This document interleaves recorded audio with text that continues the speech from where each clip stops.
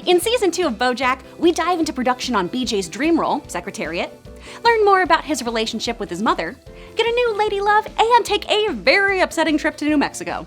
And on top of all that juicy stuff, we get even more animal gags! I'm Kris Carr, and today I'm giving you every animal joke in Season 2 of BoJack.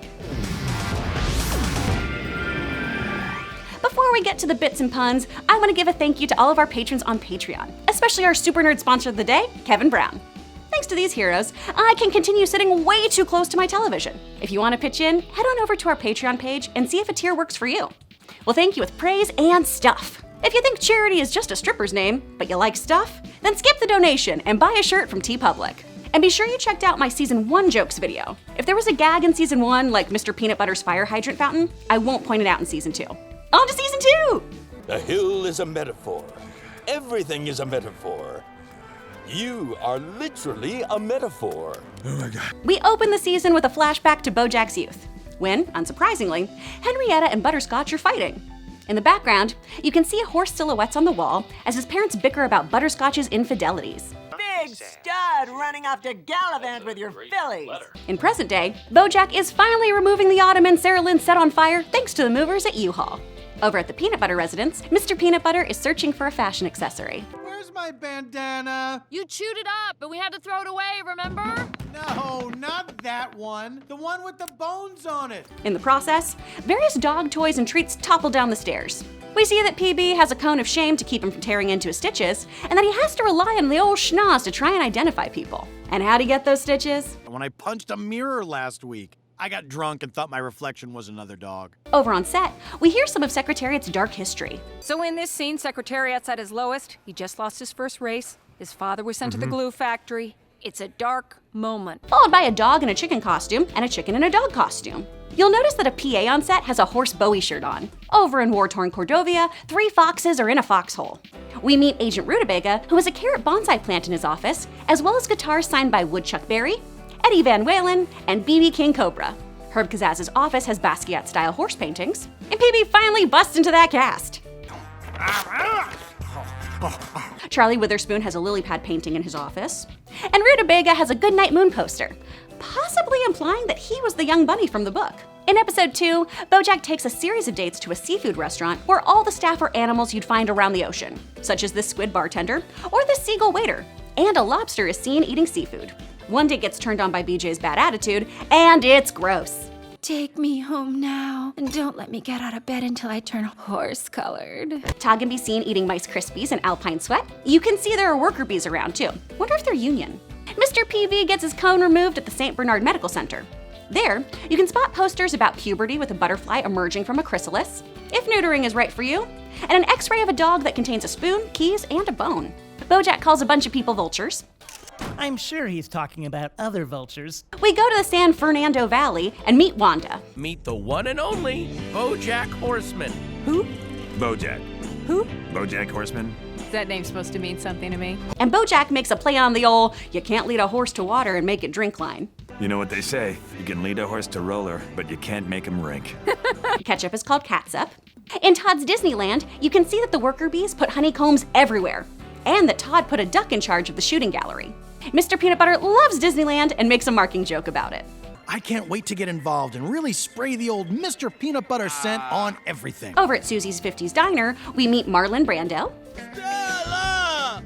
Stella! Corona Light. There's also Lucille Ball, and the jukebox has songs like Snake Rattle and Roll, Heartbreak Hotel for Dogs, Jerry Lee Labrador's Great Barks of Fire, La Bambi, What a Difference a Deer Makes, Bobby Darin's McCall the Knife, Woodchuck Berry, My Ding-a-Ling, and that classic hit, I Got a Wombat. Wanda will turn around like the owl she is to check out Alex, who'll turn out to be a KGB agent. Disneyland also has a petting zoo, which surprisingly isn't the cause of the lawsuit they're in. The jury in their case will consist of 11 gazelles sitting far away from the one lying among them, and the prosecutor will call the judge your otter. Todd will make this great Disney dog reference. There's only room for one goofy dog there, and his name is Pluto. Before threatening Mr. Peanut Butter with his bees. Told the bees if they see you to sting you on sight. They can't be that tough though. Look at them with their flowers in their drinks. The California state flag has some decency and puts clothes on that bear. Mr. Peanut Butter ends up in a Lassie-esque scenario. Oh, you gotta, over there. What is it, boy? What's wrong? Hey, there's trouble. Did some kid fall down a well? No. Listen, I think he's trying to tell us some kid fell down a well. Which, fun fact, in all 571 episodes, Timmy did not in fact ever fall down a well. We spot a Dalmatian firefighter, and PB comes to the rescue while the song Every Dog Has His Day plays.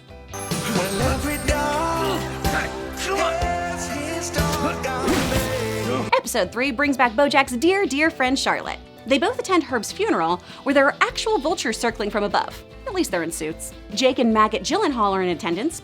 We see a Herman's Hermit Crabs album, and Herb's blind executor is a bat who is blind as a bat. Herb's Care Bear Tina can be seen eating all the salmon hors d'oeuvres. We'll see Famished Hippos catering at Parrot Mount Studios. An eagle will pick up a mouse, then get hit by a plane. This Horse and Around review about terrible horse puns is full of horse puns, and was written by a botfly. Didn't know what that was. Looked it up. Their larvae are internal parasites of mammals, with some species growing in the host's flesh and others within the gut. So there's something fun and new for me to be terrified of. Back in the 90s, the Lakers signed Shaquille O'Seal. This shark just wants to hang with a fellow surfer. And we see DaBaby from Dinosaurs. We go to Chipmunk Cheek Storage and head to the biker bar The Watering Hole, which is frequented by water buffalo.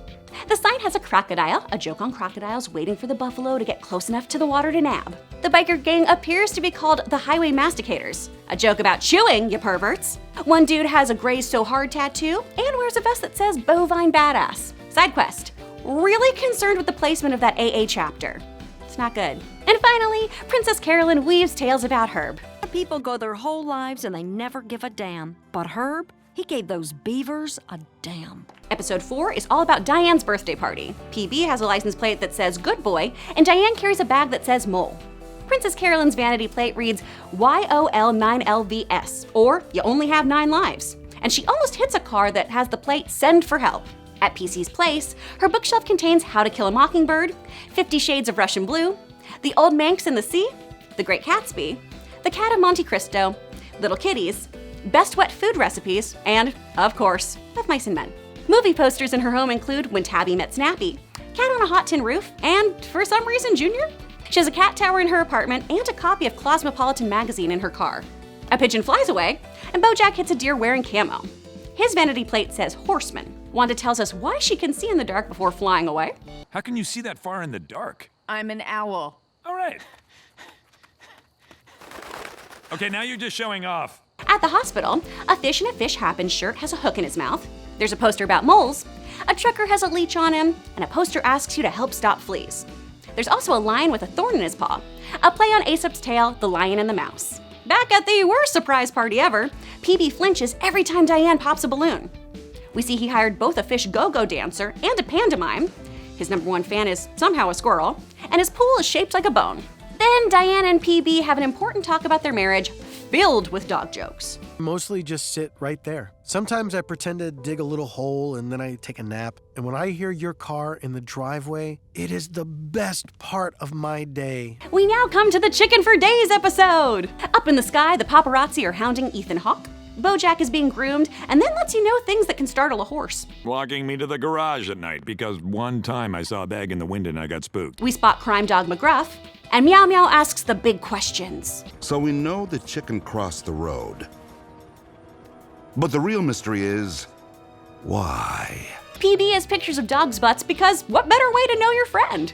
And he's added a still life of slippers and a newspaper. MSNBC gives us this amazing Yoko Ono joke before saying, A funky chicken has flown the coop, and for a concerned populace, the sky is falling. As well as, You counted your chickens before they hatched, and now those chickens have come home to roost. Bonus, Tom Jumbo Grumbo's ex-wife is a squid. Skyhawkers have been hired to fly around with missing chicken signs. Todd tried to White Fang Becca the chicken.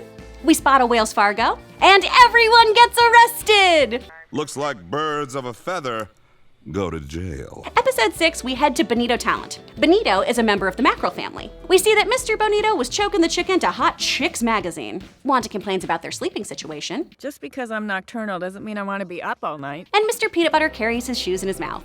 As PB looks for work, we see a black mamba juice, the fire department and police squaring off, an Osteria Seed restaurant, a lost cat sign, and a blind man with a seeing eye dog. PC tries on kitten heels that slow salesman S. Sluggo the Slug brings her. And we can see the following shoe puns. Timberwolf, Under otter, armadillos, and newt balance. An orangutan can be spotted swinging outside the elevator. A chameleon uses their tongue to hit the elevator button. And we see signs for whale stalking, the taffy giraffe, and a mosquito starts drinking a girl's blood. We also see lows, but like an animal version. Big and tall and with 6 arms. Wanda loves an idea. What a hoot! I love it! And I don't use that word with just anybody. And tries to talk about a tense situation. BoJack, do you want to talk about the elephant in the room? Wow. He is never gonna forget that. Episode 7 opens with the 1994 Animal Choice Awards, where a fish pulls up in a limo aquarium, and Scott Wolf, who is a fox, and Matthew Fox, who is a wolf, are presenting an award. In BoJack's clip, he's being fed hay, and in Hank's clip, he has on an animal expert with a human baby. A play on late-night shows like Johnny Carson, featuring animals that made the hosts nervous. The after party is held at Chateau Marmoset, where you can spot Matthew Fox lapping up wine. Panda Am has bird flight attendants fly in, and Storkies, the BoJack universe equivalent to Pinks, can be seen in a news story playing in the terminal. PB is groomed and his ears perk up when Hank says hi, and an ant on set pushes a ginormous tennis ball. At a swamp bookstore, we see a gator swim up, an alligator romance section, and a roadkill section. On the news, Tom Jumbo Grumbo blows his blowhole out of frustration. A hammerhead uses his head for hammering. Manatee Fair says that snakes are out, leopards are in. This freaking little lemur hangs out in the foreground. There's a spoof cover of Vanity Fair's Tom Ford shoot. Lady Liberty is a cat, and Black Widow window cleaners work on the windows. Outside, we see La Bodega Abeja. Abeja is the Spanish word for bees, and the shop specifies if honeys are local or distant. We also see an Oh Boss Sheep Obama poster, and a nail salon called Talon and Claws, where there's a big price increase for octopi. It's showtime in episode 8. In the control room with JD Salinger, an octopus on staff has a pink polo where the logo has been changed from a polo player to a horse with a polo mallet. Mia the mouse wears a cheese necklace. The audience has actual crickets in it, and this poor bird PA keeps getting slammed into doors. And BoJack takes their burrito. I also love that this bird was going to be on bubble blowing duty. How do you blow bubbles without lips? And closing the episode, Mr. Peanut Butter shakes off some rain like a real dog. We see Nixon with his dog Checkers. Checkers the Cocker Spaniel famously humanized Nixon and helped him bounce back in what would be called his Checkers speech. The Vigor supply closet contains porcupine saw, wind ducks, and fly-on. A billy goat is roasting a tin can, and BoJack mentions a few terrible bits from season 3 of Horsin' Around. Thank God they retconned it all into just being a dream. In season 4, it turned out that it was all a dream. They called my airplane Air Horse 1, and the vice president was a hip-hop zebra named Zebro. Come on. Yeah, it wasn't our best season. Alan the Cable Panda is from Shoots and Leaves Cable Service. A catfish, who will later become director of Secretariat, is wearing a Gone Fishing hat. Artist George Rodrigue has one of his Blue Dog paintings on sale in this Yorba Linda gallery. In the replica of the Oval Office, it was a bunny who took the first moonwalk, and George Washington apparently was an actual eagle. Mr. PB talks about being taken to the park. What if someone tells you they're going to take you to the park, and they keep talking about the park and all the fun you're going to have at the park, but then they don't take you to the park? And then contemplates peeing on a hydrant. Episode 10 features a dog with a Beware Me tattoo, and a pigeon's egg hatches and mama feeds it. Abe's water bottle says catfish in Italian. Well, more precisely, it says fish cat. At dinner at Abe's, we see a painting in the background that's similar to paintings of Titian's, like the Venus of Urbino and the Danae series. Abe the catfish wriggles towards BoJack, and if you have ever watched Okie Noodling, this moment terrified you. Rutabaga's wife's divorce attorneys are hawks. What? Just until the divorce is finalized. Katie's lawyers are watching me very closely right now. They're hawks. PB revels in PC pursuing him. Well, well, well. What delicious irony. It appears the cat is chasing the dog. And we get this line about horse racing in life. I may be a professional racehorse, but I'm tired of running in circles. In this New Mexico-centric episode, we see which of Penny's friends is the class clownfish and spot a roadrunner being pursued by a coyote. Back in LA, Princess Carolyn has had so much milk, the cafe she's at can no longer serve lattes. Penny's room has posters for Bunny Bear, FKA Pigs, and Llama Del Rey. But my favorite gag is this possum getting his picture taken. In the season finale, Petey sleeps in a cute doggy bed. Lance Bass is an actual bass. CGI Secretariat BoJack saves a cat stuck in a tree. And I realize everyone has been eating piggeroni pizza this whole time. The Giggle Ship has a dedicated sea life entrance, and cult leader, improv leader and creator of Shenanigans, Copernicus, delivers this catty line. A fraud? Me? Ow! We spot dolphins flipping by in business suits. Aquafina Sextina shares her preferred brand of fin polish. Beats by Dre, Abercrombie and Fitch, and brand fin polish. Then leaves to do some personal grooming. I gotta go get my blowhole bleached. that poor little bird PA that we had earlier might have joined the improv cult. And in one of the best bits of payoff, that baboon that jogs by BoJack's house every day gives him a pep talk. Every day it gets a little easier. Yeah? But you gotta do it every day. That's the hard part. I'm only human, y'all, so I'm sure I missed an animal joke. Hit me up with what I didn't catch in the comments below.